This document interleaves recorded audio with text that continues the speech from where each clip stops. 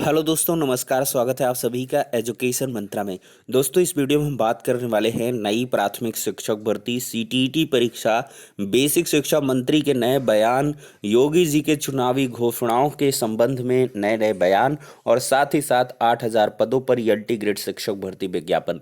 तो दोस्तों, सारी अपडेट पर डिस्कशन करें इसके पहले एलटी ग्रेड शिक्षक भर्ती की तैयारी करने वाले छात्रों के लिए एक छोटी सी इन्फॉर्मेशन। आज हम बात करने वाले हैं एलटी ग्रेड शिक्षक भर्ती की बेस्ट बुक के बारे में, जो चच्चू पब्लिकेशन की है। इस पुस्तक की अगर खास बात करें तो सामान्य अध्ययन भाग 1 की इस पुस्तक में 2019 के सॉल्व्ड क्वेश्चन पेपर को समावेशित किया गया है। पाठ्यक्रमानुसार थ्योरी दी गई है और विगत वर्ष के जो इम्पोर्टेंट क्वेश्चंस हैं उनको भी यहाँ पर रखा गया है।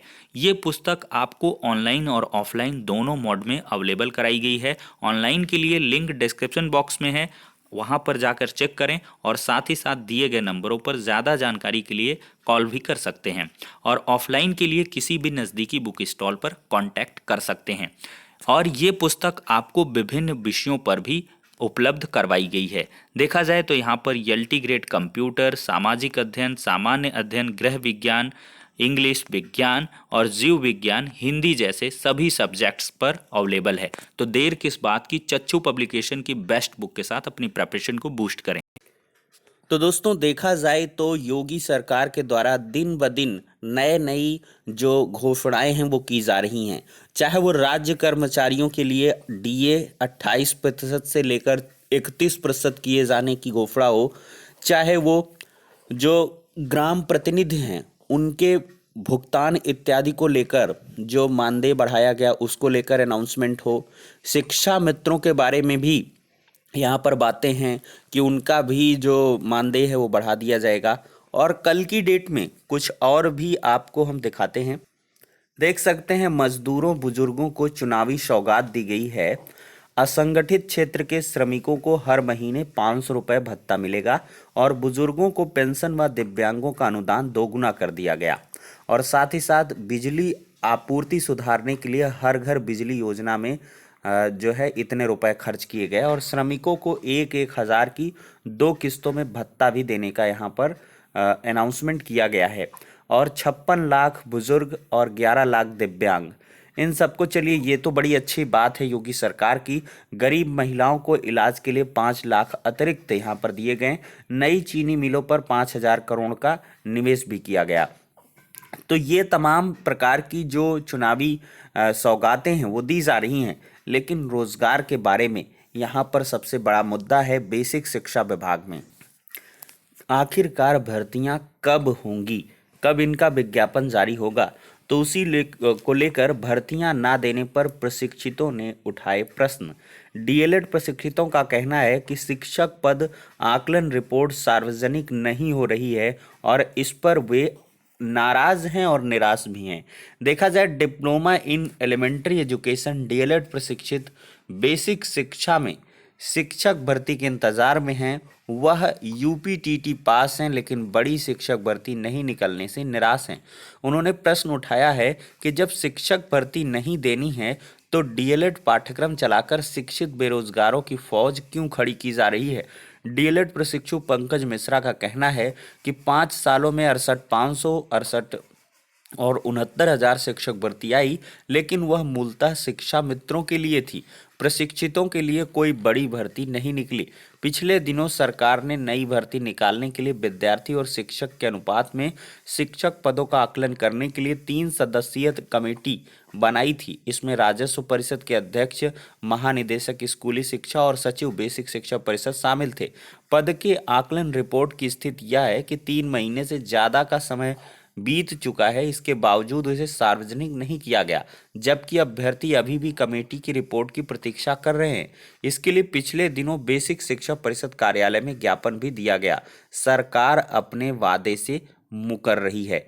जी हाँ दोस्तों, ये एक बड़ा मुद्दा है और डीएलएड प्रशिक्षितों का कहना बिल्कुल सार्थक और स्पष्ट है कि आखिरकार जब भर्तियां नहीं निकालनी हैं तो डीएलएड जैसे कोर्सेज क्यों चलाए जा रहे हैं। क्या आवश्यकता है डीएलएड की? डीएलएड कोर्सेज हैं, बीएड हो गया या आपका जैसे बीएलएड हो गया, डीएड हो गया, इतने कोर्सेज चला करके आखिरकार क्यों अभ्यर्थियों को परेशान किया जा रहा है। भर्तियां अगर नहीं हैं तो साफ तौर पर इन कोर्सेज को बंद कर दिया जाना चाहिए कुछ सालों के लिए, जिससे कि जो रोजगार के अवसर हैं वो छात्र अन्यत्र जगह पर तलाशें। क्योंकि बहुत कष्ट होता है 2 साल का आप प्रशिक्षण करें और फिर इसके बाद भर्तियों के लिए 3 साल का संघर्ष करें, तो पंचवर्षीय योजना बन जाती है। तो ऐसे में दोस्तों काफ़ी ज़्यादा नाराज़गी है अभ्यर्थियों के अंदर।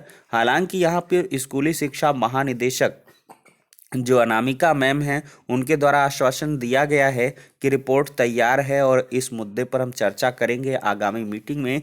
लेकिन ये सिर्फ एक आश्वासन है या इसमें कुछ हकीकत भी, ये तो कहना मुश्किल है। अब आगे आने वाला जो हफ्ता है वही यह तय करने वाला है। वहीं पर दोस्तों देखा जाए तो जनवरी के तीसरे हफ्ते में यूपीटीटी का आयोजन होगा। अभ्यर्थियों को कोई शुल्क नहीं देना होगा। प्रश्न पत्र लीक होने के कारण स्थगित की गई यूपीटीटी अब अगले साल जनवरी के तीसरे हफ्ते में आयोजित की जाएगी। गुरुवार को विधानसभा में यूपीटीटी प्रश्न पत्र लीक होने का मुद्दा उठने पर सदन को यह जानकारी बेसिक शिक्षा राज्य मंत्री स्वतंत्र प्रभार डॉक्टर सतीश चंद्र द्विवेदी ने दी। समाजवादी पार्टी के नरेंद्र वर्मा ने यूपी टेट का पेपर लीक होने का मुद्दा उठाते हुए कहा कि भाजपा सरकार शिक्षित बेरोजगारों का शोषण कर रही है। जवाब में संसदीय कार्य मंत्री ने सदन को आश्वस्त किया कि यूपीटीटी का दोबारा आयोजन होने पर आवेदक अभ्यर्थी पुराने आवेदन पर ही परीक्षा में बैठ सकेंगे। इसके लिए उन्हें अलग से कोई शुल्क नहीं देना होगा। उन्होंने कहा कि इस मसले में एसटीएफ ने विभिन्न जिलों में 10 मुकदमे दर्ज कराए हैं, जिनमें 33 लोग गिरफ्तार कर जेल भेजे गए हैं। घोटाले का मास्टरमाइंड भी गिरफ्तार कर लिया गया है। तो दोस्तों यहाँ से स्पष्ट है कि यूपी टेट का जो आयोजन होगा वो जनवरी के तीसरे हफ्ते में होगा, क्योंकि सदन में भी ये मुद्दा उठ चुका है। अब देखा जाए तो 23 जनवरी को एग्ज़ाम की डेट फिक्स होने वाली है और इसकी ऑफिशियल अनाउंसमेंट जल्द ही होगी। अब दोस्तों देखा जाए तो मास्टरमाइंड राहुल के बैंक खातों की होगी जांच। करोड़ों रुपए के लेन देन की मिली है जानकारी। तेज की गई है तलाश और यहाँ पर एक खास खुलासा हुआ कि वाटम ऐप से होती थी बातचीत। एसटीएफ का कहना है कि राहुल, संतोष व गैंग के अन्य सदस्य वाटम समेत कई मोबाइल ऐप के जरिए बातचीत करते थे। पेपर लीक पकड़े जाने की खबर लगते ही संतोष ने अपने व साथियों के मोबाइल फोन नष्ट करा दिए थे। पेपर लीक होने की जानकारी पुलिस तक पहुंचने की भनक लगते ही संतोष लखनऊ से भाग निकला था। इसके बाद वह फरीदाबाद, नैनीताल, इंदौर, इटावा व अन्य स्थानों पर छिपकर रह रहा था। देखा जाए तो सीओ एसटीएफ मुख्यालय लाल प्रताप सिंह कहते हैं कि पेपर लीक प्रकरण में राहुल और उसके साथियों की तलाश चल रही है। उसके बैंक खातों की जांच कराई जाएगी ताकि करोड़ों रुपए के लेन देन की जानकारी की पुष्टि हो सके। दोस्तों देखा जाए तो एक दुखद खबर है। तकनीकी कारणों की वजह से कल मैंने बताया था कि जो सीटेट का एग्ज़ाम है वो स्थगित कर दिया गया है। वहीं पर देखा जाए तो पहले दिन दूसरी पाली और आज की दोनों पालियों की जो परीक्षा है वो स्थगित कर दी गई है। एक प्रकार से देखा जाए तो राजधानी में बृहस्पतिवार को केंद्रीय शिक्षक पात्रता परीक्षा के लिए विभिन्न केंद्रों पर तकनीकी खामियों के चलते यहाँ पर एग्ज़ाम को पोस्टपोन किया जा चुका है। मतलब आज का जो एग्ज़ाम है वो सीटेट के द्वारा कंडक्ट नहीं किया जाएगा और इन अभ्यर्थियों के लिए एक बाकायदा नोटिस भी आया हुआ है। यहाँ पर देख सकते हैं, इन view of above the examination of shift 2 on off 16 December and both the shift paper 1 and 2 scheduled to be held on 17th December have been postponed. The next date of examination for these candidates will be notified in consultation with inconvenience seated TCS Limited. Cost to the candidates is sincerely regretted. तो यहाँ पर गहरा दुख जताया है CBSE ने और साथ ही साथ 17 दिसंबर का दोनों शिफ्ट और 16 दिसंबर का दूसरा शिफ्ट यहाँ पर कैंसिल है, मतलब पोस्टपोन्ड है, कुछ भी कह सकते हैं, निरस्त है, स्थगित है, वो सब एक ही है। लेकिन सबसे बड़ा खामियाजा तो अभ्यर्थियों को भुगतना पड़ा। 3 से 400 किलोमीटर, 600 किलोमीटर, किसी किसी का 800 किलोमीटर, इतना दूर दूर सेंटर रखा गया और फिर जानकारी ऐन वक्त पर मिलती है। आज बहुत सारे अभ्यर्थी पहुंच रहे होंगे, रात्रि विश्राम किया होगा, अब उनको पता चल रहा कि भैया आज एग्ज़ाम नहीं होगा, अब अलग से आपको नोटिफाई करके बताया जाएगा। अब देखा जाए दोस्तों तो एसडीएम की भर्ती 60 लाख लेकर हुई, ऐसा आरोप है योगी आदित्यनाथ जी का। उन्होंने कहा 14-15 में 86 एसडीएम की भर्ती निकली थी और इस भर्ती में 42 से लेकर 60 लाख रुपए तक लेकर भर्तियां की गई थी। इस पूरे प्रकरण की सीबीआई जांच चल रही है।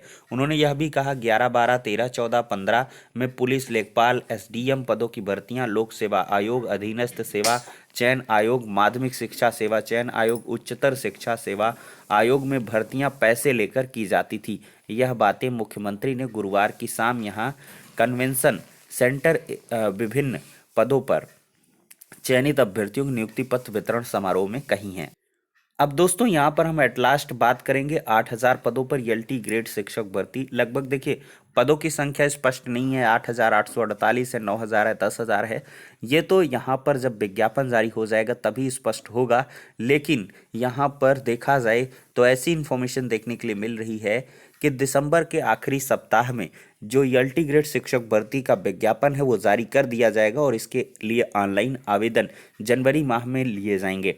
तो ये भी एक बड़ी अपडेट निकल के आ रही है और टीजीटी पीजीटी पर भी यहाँ पर जो पॉजिटिव वाइब्स हैं वो निकल के आ रही हैं।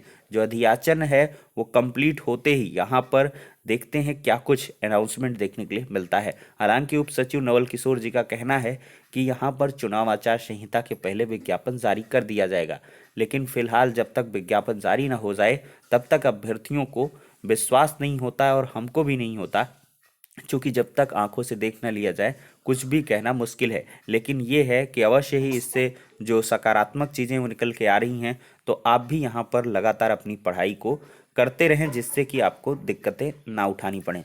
तो फिलहाल के लिए इस वीडियो में इतना ही, नेक्स्ट वीडियो में मिलते हैं।